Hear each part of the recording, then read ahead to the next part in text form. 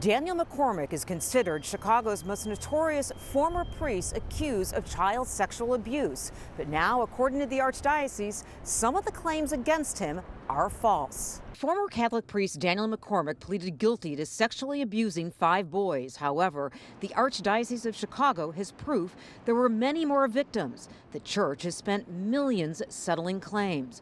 But the Archdiocese says not all were legitimate. We're alleging that there is a conspiracy of people, a racketeering enterprise of people who are fabricating false claims involving former priest Daniel McCormick. In an unusual lawsuit filed against 10 nameless people, the Archdiocese alleges they conspired together to bring false sexual abuse allegations against McCormick for the purpose of dividing up the money. The conspiracy is recruiting people who were not abused, giving them scripts and information, hooking them up with lawyers, and having them bring cases that they could then settle for. The Archdiocese says the alleged conspirators were mostly West Side residents who lived near McCormick's former parish, St. Agatha Church in North Lawndale.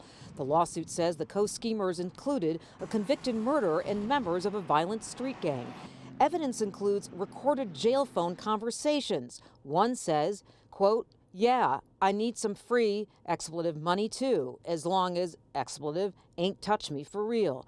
Despite the lawsuit, the Archdiocese wants to make it clear none of this excuses McCormick's behavior. This has to do with protecting the interests of legitimate victims so that resources meant for them don't go to people who don't deserve them. Lawyers who represent abuse victims applaud the Archdiocese for uncovering fraudulent claims. But Mark Perlman says had the church properly investigated pre-sex abuse allegations decades ago, today's lawsuit would not be necessary. The church was spending their time, energy, and resources, in fact, on covering up sexual abuse by pedophiles and making sure that pedophiles did not go to prison. While the lawsuit names 10 John Does, the Archdiocese lawyers predict there will be more defendants as the case evolves. Meantime, the Archdiocese hopes the lawsuit does not deter legitimate victims from coming forward. Watch breaking news on YouTube. Subscribe to ABC7 Chicago Eyewitness News.